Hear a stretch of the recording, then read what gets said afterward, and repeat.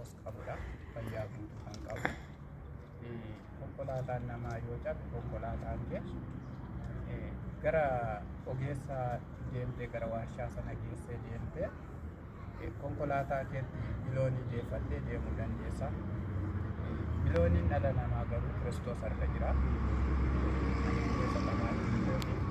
Isinillee bu'aa bahii keessa kopheen keessa kana fakkaate awwaara kana keessatti obboleessa koo baay'een jaaladhu baay'een kabaju falmataa moosisaa illee kunoo sana bira jiru kana galata guddaan gashaadhu. Akkuma isinis lafa bu'aa bahii kana keessa ana qofa bira dhufuun barre ana qofa gaafachuun barre natti fakkaatan naan ilaalu Kiristoos hundaaf si kenneera natti fakkaate baay'ee baratee isin baay'isuu jabaadhaa. Lafa onaa kanarra deddeebi'aa yeroo akka achuun iddoo daangaa hin qabne iddoo as gahi achi gahi iddoo tuffiin jirre addaatti dhaqnu abdiin qaba. Abdadhaati jabaadhaas. Jaalatammoo kennaa kana si kennaniin immoo ijoollee biyya hambaa jiranii maal jettaani? Qarshii 3,000 kuni. Qarshii 3,000 Tokko, lama, sadii, afurii, 8, 9, 10, 11, 12, 13, 14, 15, 16, 17, 18, 19, 20, qarshii 3,000 waldaan tokkummaa ijoollee waaqayyoo ilmaan ifaa isin erganii jiru. Kun ergaa isaan gara keessanitti nu erganidha. Maal jettuuni obboloota biyya Arabaa jiran kana maal jettuuni? Waan an jechuu barbaadu isaaniinis waaqayyo baraaf jireenya keessan haa eebbisu.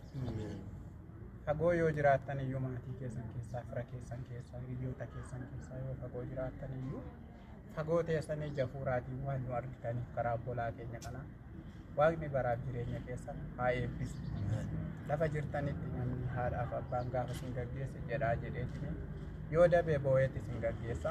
Waaqayyo garuu hafuura isaa keessatti isin eege biyya hambaa kana keessatti iddoon mijanne iddoo mijatu iddootti isa kaan beekna iddootti lubbuun isaa ba'u kana teessanii isin immoo akkasitti nu yaaddachuu keessaniif Kiristoos inni waaqayyo inni teessoo isaarra jiru bara baraan isin haa yaaddatu isin haa eebbisu waaqayyo fayyaa guutuu isin haa kennu jedha. Ijoollee biyya Arabaa jiran nu eebbisa.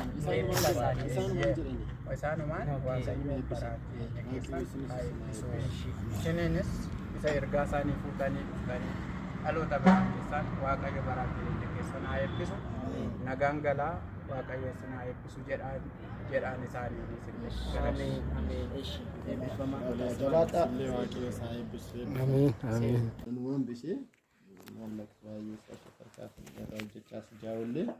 qarshii 1,000 amma nu ishii kennina.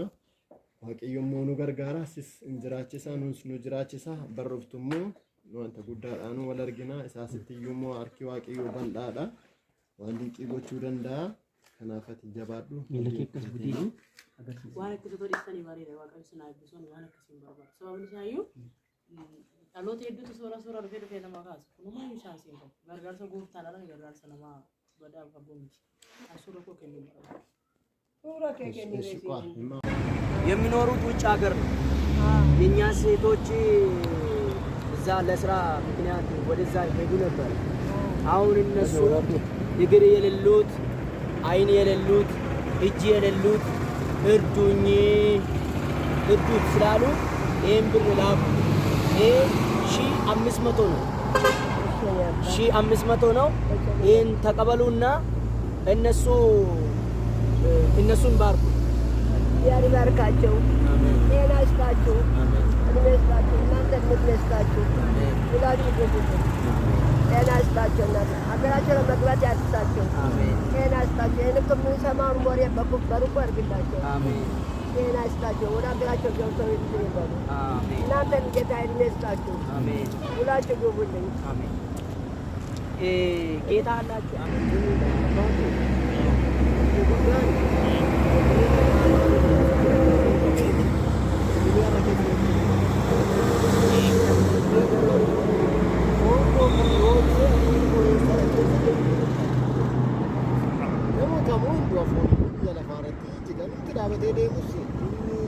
Kamaroo ta'es hin du'a nama kamiitu kan yoo gaafa garuu iddoo dhaqu qabaatu.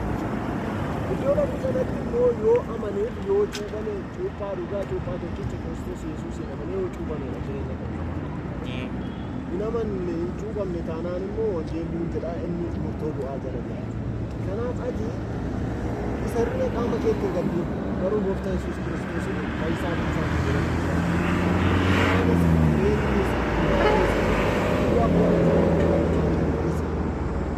Kanaaf isa shaman. Yoo fedha kee taate amma nuusii kadhannaa harka kee kaastee maaliif hooga rakkina isa kana sitti dhagaanii rakkina lubbuu isa booda jiru murtoo du'aa jala isa jiru lubbuu yaadu qabdaa itti ittiin cuufamtee fayyuuf illee harka kee kaastee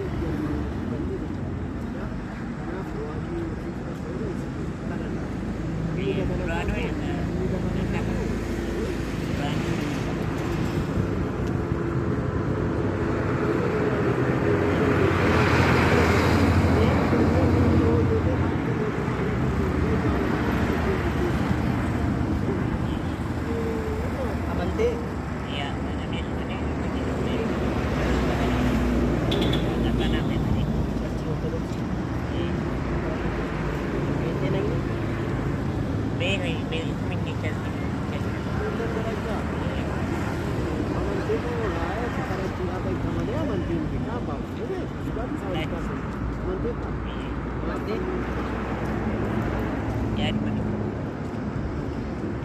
kanaaf amma akkuma isaan siin jedhani nu amma iddoo kana kan jirru birrii kana sirraa fudhachuudhaaf miti. Birrii kana sirraa fudhachuudhaaf otoo hin taane waan ati ittiin gargaaramtu waasii kennee darbuudhaaf. Kan nu ergate immoo waldaa tokkummaa ijoollee Waaqayyoo ilmaan ifaa kan jedhan ijoollee keenya biyya Arabaa jirantu namoota miila hin qabne, namoota harka hin qabne, namoota ija hin qabne gargaarsa kan biraan nu ga'aa jedhanii gara keetti nu ergan. Isaan tusii kanaaf akka isaan waan isaan nutti ergan sii kennaa jechuudha. Gammadee tamni gatii waan kusii gatii. Yesuus Kiristoosiin inni dhufa isaa lubbuu keetti godhattee fudhatte bichaan si ga'a. Walii galame. Kanaaf qarshiin kuni qarshii 3,000 tokko lama sadii afur shan ja'a saddeet sagal qarshii 3,000dha. Obboloottan keenya gargaarsa kana sii godhanii Waaqayyo sina eebbisuu jedhiin eebbisii.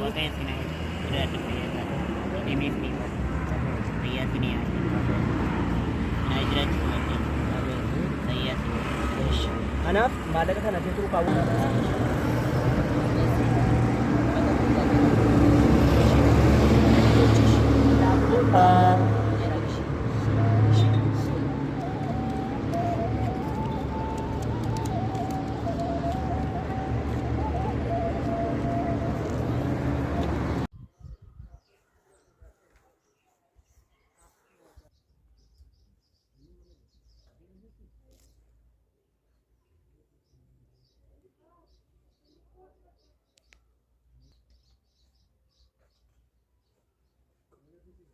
Mana ijoolleen kun keessa galanidha maatii isaanii wajjiniin naannoo nama 9 ta'anii jiru. 9 moo torba? 9. Maatii 9tu qorqorritti kana keessa gala. Egaa akka carraa abbaanis haatis biran jiran waan ta'eedhaaf kallattiidhaan amma isaaniin argachuu waan hin dandeenyeedhaaf dhaamsa isin nutti laattanii isaaniin qaqqabsiifna. Egaa iddoo kana kan jiran maatiin isaanii, haati isaanii fi abbeen isaanii mana waan hin jirreedhaaf adaraa kana isaanitti ilaallee deemna. Obboloottan keenya asumaan waan isinitti himuu qabnu maallaqa kana kan isin erge ijoollee biyya Arabaa irra jiranidha. Isaanis garee ijaarratanii waldaa tokkummaa ijoollee Waaqayyoo ilmaan ifaa jedhamanii kan beekamanidha. Ijoollee waldaa tokkummaa ijoollee Waaqayyoo ilmaan ifaa kan jedhaman kuni namoota rakkina hamaa keessa jiran nu gargaaraa jedhanii dhaamsa kana waan nu qaqqabsiisanidhaa fi dhaamsa kana asumaan yeroo isin qaqqabsiisu ta'a. Qarshii 1,000 maatii keetti nu laata. Eebbisaan obboloota keessan warra biyya bakkee jiran. Eebbisaan.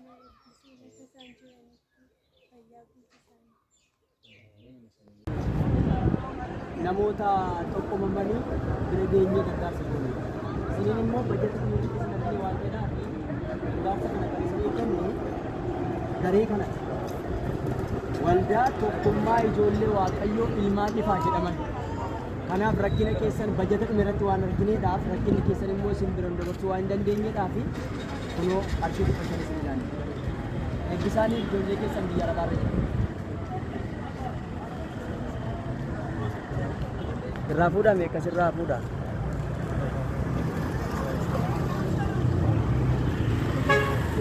Bakka amantanii Yesuus Kiristoositti amantaniittu Fayyisal bukkee keessanii godhatanii fudhatanii amananii rutaanaa gaarii. Yesuus gooftaadha ishii karaan jireenyaa karaan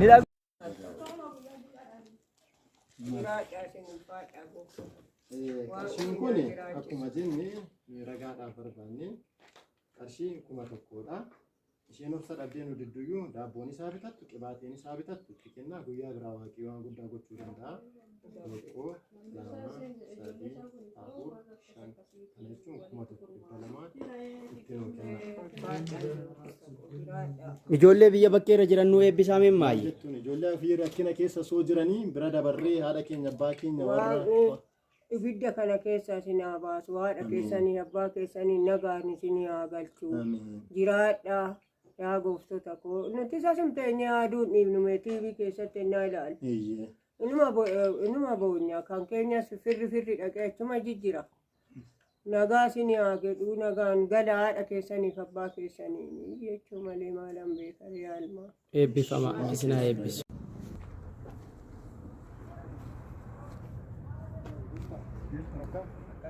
nagaan si faasa.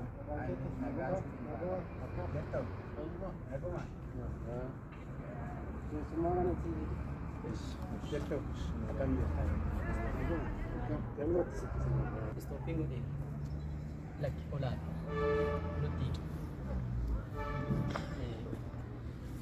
eenyu haa jennu maqaa kee? Maqaan koo Hacaaluu Taaddasaa jedhama. Hacaaluu Taaddasaa Amanii. maal taatan dhalootumaa kaasee akkas taatan himu? Dhalootuma kaasee waan kana hin qoranne waan xiqqoo saayikoo na tuquuf jechaan waa'ee jireenya koo haasa'uu fakkaatiisi. Amma kan nuti ergamnee dhufne waldaa tokkummaa ijoollee waaqayyoo ilmaan ifaarraati. Waldaan tokkummaa ijoollee waaqayyoo ilmaan ifaa biyya Arabaa keessa kan jiraatan shamarran keenya waliin ta'anii garee mataa isaanii danda'e qabu. Walitti dhufanii immoo waldaa tokkummaa ijoollee waaqayyoo ilmaan ifaa jedhanii gargaarsa gochuudhaaf kan gurmaa'an jechuudha. Egaa nu sadan keenya kan bakka bu'anii buunee iddoo kana jirru adaraa isaan nutti kennan namoota akka kee kanaa biraan ga'uudhaaf.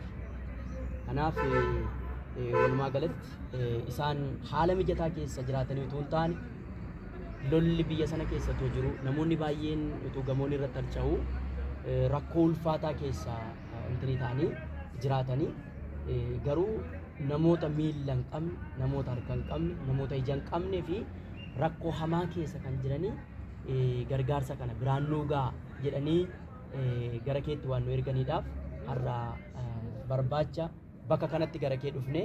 Egaa nu kan jirru amma naannoo Hamboo, magaalaa Hamboo, naannoo yuunivarsiitii meen kaampaasii jechuudha. Mana barumsaa yuunivarsiitii meen kaampaasii jirra. Naannoo sanatti argannee nama kanaa waliin wal qunnamnee jirra. Gooftaan isin haa eebbisu. Kunis tokko. Waaqayyoon argatteetu jirta. Waaqayyoon argattee jirta miti. Ishee waaqayyoon amachuun dhimma isa guddaa waan darra caaludha. Kanaaf asuma yaadannoo isa kennu gargaaru qaama miidhamaa ta'uun immoo dadhabaa ta'uu miti. Maqaan miidhamaa waan hundumaa hojjechuu danda'a. Iddoo hundumaa ga'uu danda'a. Akkasumas immoo biyya lafaa irratti egaa namni kamiyyuu hir'uu qaba. Mootummaa waaqayyoo irratti garuu namni hunduu wal qixeedha. Mootummaa waaqayyoo kana bira gahuudhaaf immoo dammaqxee yeroo hundumaa waaqayyoon kabaju, waaqayyoon jaalachuu qabda. Waaqayyoo tooftaan baay'aanaaf fuula isaa baay'isu. Siqete kosholo. Dandeessee ol kaatee hin deemtu? Hinkaatu. Lubbuun wajjin dandeessee ol kaatee hin deemtu? turte erga akkas taate ijoollummaa keetii kaastee maqaan keenyu Warqinash maatiin qabdu haadha kee malee abbaan kee hin jiru. Biyya bakkee irra jiranii namoota qaama hir'uu ta'an hojjechuu kan hin dandeenye haadhotii keenya abbootii keenya obboloota keenya biraan nuu ga'a jedhaniiti nuun bakka nu buufatanii nu erganii jechuudha. Kan isaan jiran biyya Arabaati. Gareedhaan ijaaramanii jiru. Gareen isaanii immoo waldaa tokkummaa ijoollee Waaqayyoo ilmaan ifaa jedhamu. Kanaaf dhaamsa kana ittiin nuu ga'a waan jedhaniif kun uffata bultii uffata halkaniiti. Kun immoo qibaatiidha. Qibaatii kana biraan nuu ga'a jedhanii fedhii kee gaafannee nus kana si qaqqabsiifnee jirra. Kanaaf isa kana hin dibatta. Isa kana immoo uffattee bultaa jechuudha. Mee obboloota kee biyya bakkee jiran warra si gargaaran gola ormaa keessa dhaabbatanii warra qabeenya isaaniitiin rakkina gurguddaa keessa otoo jiranii si gargaaraniin maal jettaani? Waaqayyo isaan haa eebbisu lafa isaan jiranitti gargaarsa isaa baraaras qabeenya isaanii Ameen.